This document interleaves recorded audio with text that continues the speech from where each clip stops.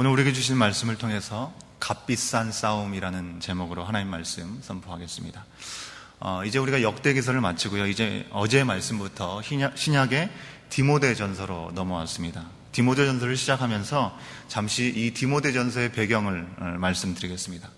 사도 바울이 예수 그리스도를 만나고 그리스도인을 핍박하던 유대인에서 이방인을 위한 전도자의 삶을 살게 되었습니다. 그리고 3번에 걸쳐서 전도행을 갖게 되었습니다. 수많은 교회들을 세우게 되었고요. 가는 곳마다 사람들을 세우는 일들을 했습니다. 맡겨주신 사명, 땅끝까지 이르러 복음의 증인이 되리라는 그 사명에 따라 정말 당시대에 정말 복음이 전해질 것 같지 않았던 당시의 최고 호령을 누렸던 로마까지 향해 가게 되었습니다. 그가 자유인의 신분이 아니라 죄수의 신분으로 로마까지 가게 되었습니다. 거기서 집안에서 감시를 받으면서 있는 동안에도 찾아오는 사람들에게 쉬지 않고 자신이 마음속에 담고 있는 하나님의 복음을 전했습니다. 2년간 그 집에 연금되어 있었는데요. 이 바울이 그 후에 잠시 풀려나게 됩니다. 우리가 바울의 발자취를 보면요, 비록 잠시의 자유몸이 되었을지라도 그 시간에 자신의 유익을 위해서 그 시간을 쉬고 자기 마음대로의 시간들을 보내지 않았을 것을 우리는 어렵지 않게 생각해 볼 수 있습니다. 이 잠시에 풀려난 이 시간까지도 이전의 시절에 뒤지지 않는 그 열정으로 복음을 전했을 것을 우리는 어렵지 않게 상상해 볼 수 있는 것이죠. 정확한 시기는 알 수 없습니다. 하지만 이 바울의 생의 말기라고 할 수 있는 이 시기를 전후해서 디모데전서, 디모데후서, 그리고 디도서가 기록되었다는 것으로 우리는 이해하고 있습니다. 그 중에 이 디모데전서 후서의 수신자인 이 디모데는요, 바울 사도가 2번째 전도행을 하던 중에 만난 제자였습니다. 바울이 믿음의 아들로 여길 만큼 영육간에 정말 아주 깊은 관계를 맺어온 제자였습니다. 디모데는 바울의 전도행 가운데 늘 함께 동행했습니다. 어디를 가든지 함께 했습니다. 그런데요, 이 편지를 받는 이 시점에는 바울 곁에 있는 것이 아니라 에베소 교회의 목회자로 남아있었던 시대였습니다. 그런데 이 에베소 교회는 영지주의, 또 타락한 유대주의, 그리고 거짓 금욕주의들로 인해서 이 교회에 여러 가지 문제를 갖고 있다는 것들을 바울 사도가 듣게 된 것입니다. 그래서 바울은 정말 아들과 같은 젊은 목회자 이 디모데에게 거짓 교리를 물리치고 이 에베소 교회를 잘 감동할 수 있도록 돕는 그런 편지의 내용을 권면의 내용으로 써서 보낸 것입니다. 그것이 바로 오늘 우리가 어제부터 읽게 되고 있는 디모데전서입니다. 디모데전서는 교회가 무엇인지에 대해서 우리에게 알리게 해주고 목회 사역을 돕기 위해서 여러 가지 조언들을 우리에게 얘기해주고 있습니다. 그래서 이 디모데전서와 후서 그리고 디도서를 가리켜서 우리가 목회서신이라고 이렇게 일컫기도 하는 것입니다. 디모데전서 이 안에는 교회가 무엇인가에 대해서 크게 2가지 내용을 우리에게 얘기해주고 있습니다. 전체적인 숲을 본다는 의미로 잠깐 말씀을 드리면, 첫 번째는 하나님의 사랑을 받은 자, 바로 우리 모두죠. 그리스도의 몸이 바로 교회다. 이 성전, 보이는 건물 이전에 우리 각자를 하나님께서 만나주시고 우리를 구원해 주신 우리 각자가 교회다라는 것을 얘기하고 있는 것입니다. 이거에 대해서는 바울 사도가 에베소서에서 아주 자세하게 언급을 했습니다. 그리고 2번째, 직제로서의 교회, 즉 장로나 집사를 세우는 일을 통해서 이 교회에 대해서 가르치고 있는 것입니다. 교회를 대표해서 섬기는 이 감독이나 집사의 자질이 얼마나 중요한지를 언급하고 있는 것입니다. 이런 저항들, 교회가 무엇이고 이 교회를 구성하고 있는 리더들이 얼마나 중요한지를 얘기하고 있는 이런 숲을 우리가 보면서 오늘 말씀 속에서 더 구체적으로 교회가 무엇인지에 대한 숲 속에 있는 나무들을 우리가 함께 살펴보기 원합니다.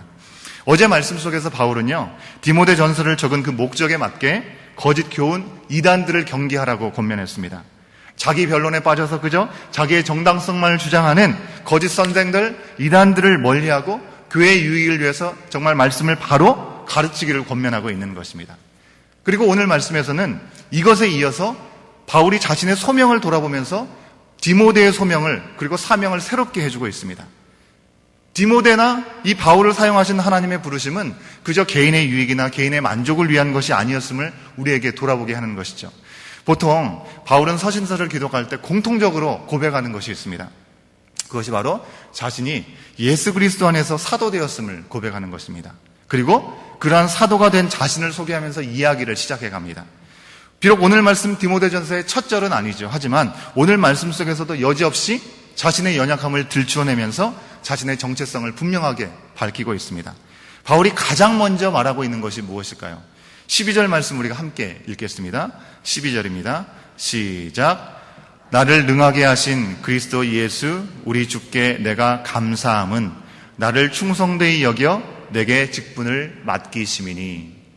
먼저 얘기하는 것은요, 감사하다는 것을 먼저 얘기하고 있습니다. 바울이 고백 속에서 항상 감사가 먼저 나오는 것을 볼 수 있습니다. 우리가 주일 시간에 설교를 통해서 들으신 바 있죠.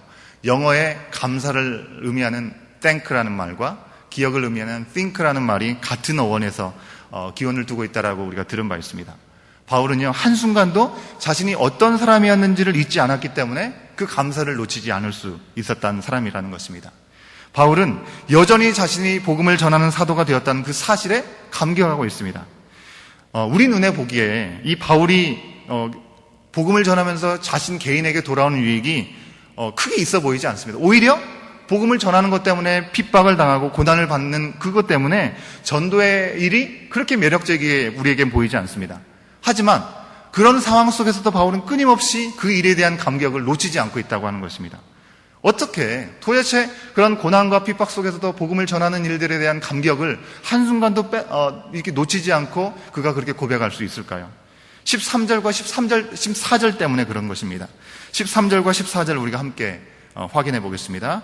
시작. 내가 전에는 비방자요 박해자요 폭행자였으나 도리어 긍휼을 입은 것은 내가 믿지 아니할 때 알지 못하고 행하였습니다. 우리 주의 은혜가 그리스도 예수 안에 있는 믿음과 사랑과 함께 넘치도록 풍성하였도다. 13절에 고백하는 것대로요, 이 바울은 전에 말로 해방하고 바로 비방자였다는 것이죠. 박해자, 행동으로 괴롭히고 폭행자, 거만하고 불쌍한 마음으로 모욕을 서슴지 않았던 자신의 죄악을 주저없이 말하고 있다고 하는 것입니다. 사실 우리가 살아가면서 우리 스스로에 있는 치부, 부끄러움을 쉽게 사람들에게 얘기하는 것은 쉬운 일이 아닙니다. 왜 그렇습니까? 부끄러우니까 그렇습니다.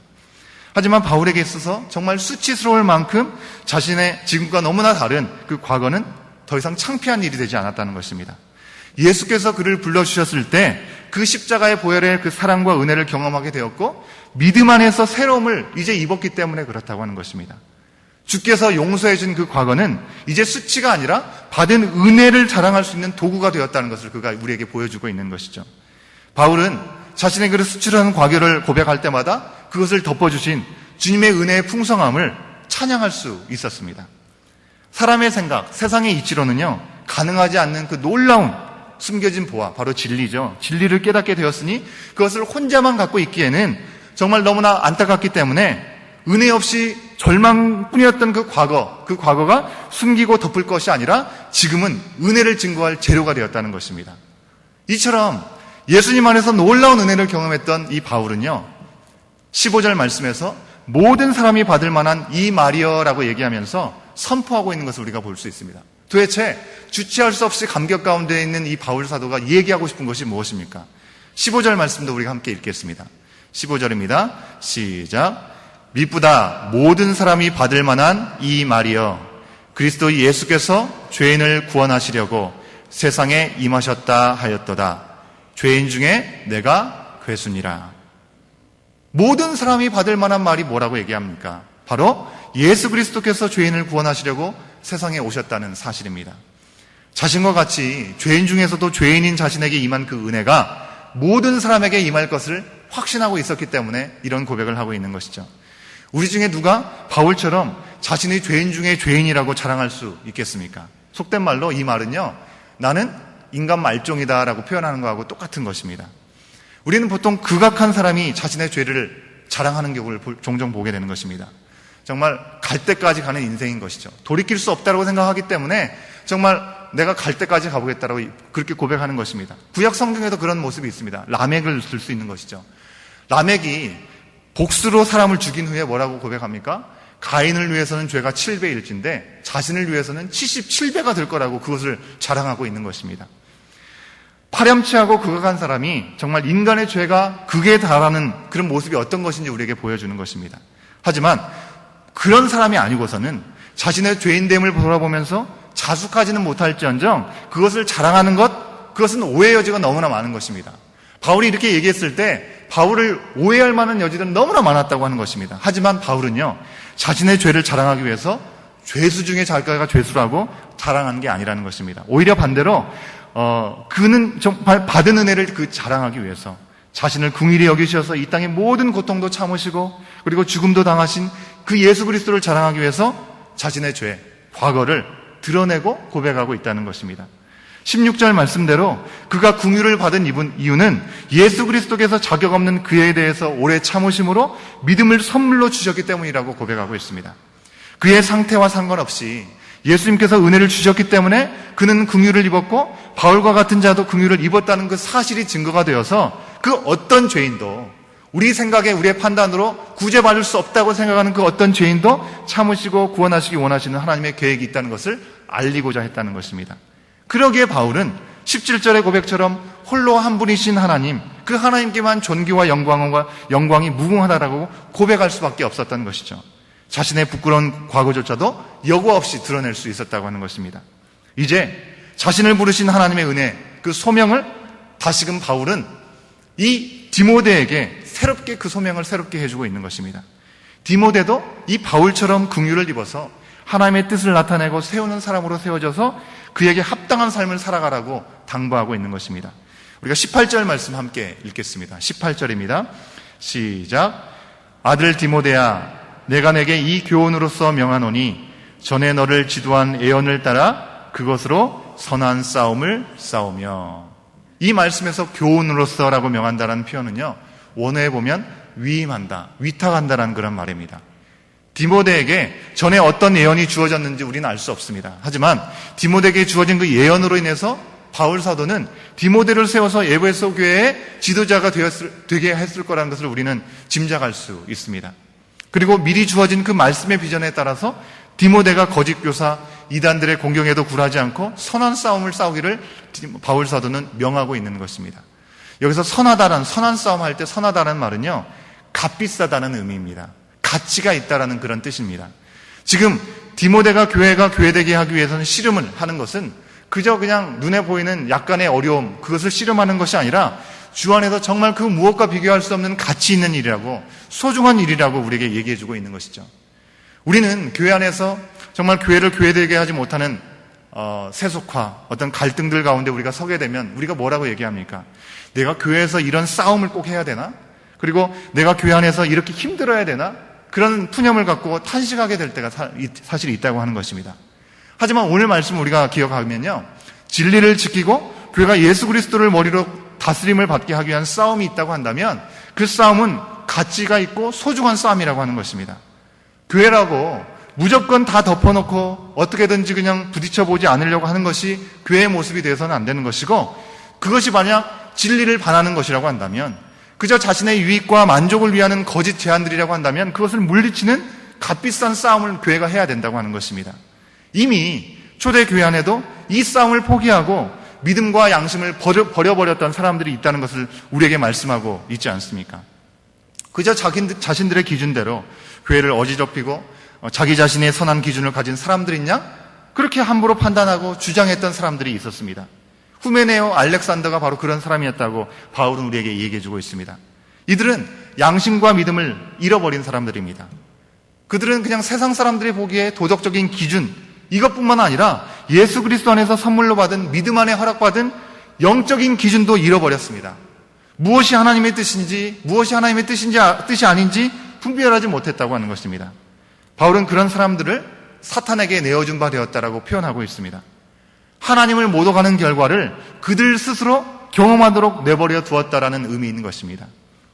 오늘 말씀을 통해서 볼 때요, 우리가 그리스도인으로서 또 교회의 지체로서 반드시 붙들어야 될 것이 있는 것입니다. 첫 번째는 나는 긍휼을 입은 죄인이었다는 사실을 우리가 잊지 않고 늘 고백할 수 있어야 된다는 것입니다. 우리가 이 사실을 잊어버리고 내 기준, 내 판단대로 살려고 한다면 소망을 가질 수 없는 것이죠. 내가 아무리 열심을 내도 그저 내 생각, 내 바램, 그것을 주장할 때 어느새 교회를 어지럽히는 사람이 될 수 있다는 사실입니다. 그 사실을 인정하는 우리가 늘 십자가 그늘 밑에 우리가 주님의 뜻을 구할 수 있어야 되는 것이죠. 다음으로는 그 긍휼하심 안에서 허락받은 믿음, 그 양심을 붙들고 우리가 값비싼 싸움을 싸워야 한다는 것입니다. 내가 죄인이었다는 과거에만 얽매여서 그저 내가 할 수 있는 것이 아무것도 없지. 내가 죄인인데 무엇을 할 수 있어? 라고 생각하면서 손을 그냥 놓고 있는 것이 아니라 우리에게 주신 믿음, 우리에게 새롭게 하신 그 양심에 따라 진리를 지키기 위해서 쉬지 않고 그 가치 있는 싸움을 위해서 우리가 주님의 뜻이 교회에 온전히 세워질 수 있도록 선한 싸움을 해야 되는 것이 우리가 이 세상을 살아가면서 우리가 신앙생활을 하면서 붙들어야 될 부분이라고 하는 것입니다.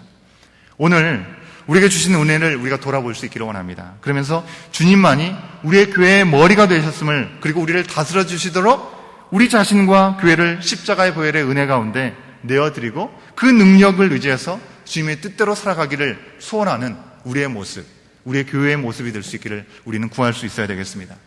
왜 그렇습니까? 우리 주님께서 이미 십자가에서 그 싸움을 싸우셨고 승리하셨기 때문에 그렇습니다. 값비싼 싸움, 이 하루의 삶 가운데 수없이 우리에게 찾아올 수 있는 이 죄의 유혹과 죄와 싸워야 되는 이 영적인 싸움 가운데 우리 자신을 솔직히 고백하고 우리가 주님만이 우리의 삶에 필요한 유일하신 분임을 고백하며 나갈 때 오늘도 우리에게 승리를 주시고 그 값비싼 싸움 앞에 온전히 나갈 수 있도록 하나님께서 인도해 주실 줄로 믿습니다. 함께 기도하시겠습니다. 살아계셔서 오늘도 우리에게 말씀하여 주시고 우리의 심령 가운데 찾아오시기 원하신 아버지 하나님, 정말 이 에베소 교회에서 있었던 여러 가지 어려움들을 오늘 이 아침에 돌아보게 됩니다. 하지만 우리에게 주신 말씀대로, 바울이 권면한 그 말씀대로 우리가 우리의 죄된 연약함들을 매 순간순간 돌아보며 십자가 앞에 무릎 꿇는 우리의 삶이 될 수 있도록 주의 인도하여 주옵소서. 뿐만 아니라 우리가 믿음 안에서 허락받은 그 온전한 신앙 안에서 선한 싸움을 싸울 수 있도록 주의 인도하여 주옵소서. 정말 믿음으로 또 양심을 가지고 우리에게 주신 그 십자가의 길을 달려가는 그 싸움들을 우리가 놓치지 않을 때 하나님께서 이미 승리하신 그 걸음을 우리 또한 쫓아가게 될 수 있을 줄로 믿습니다. 우리가 그저 세상에 편승하고 세상에 아니란 마음들로 살아가지 아니하고 이 마지막 때, 정말 죄악이 관영한 이 때 하나님의 몸된 교회를 섬기며 또한 몸된 하나님의 교회인 우리 스스로가 정말 하나님의 선하신 뜻을 온전히 밝혀나갈 수 있도록 이 하루도 우리를 주장하시고 우리를 이끌어 주시옵소서. 이 모든 것을 주님께 온전히 맡겨드리오니 함께 하실 줄 믿사오며 이 모든 말씀 예수 그리스도의 이름으로 간절히 기도드리옵나이다. 아멘.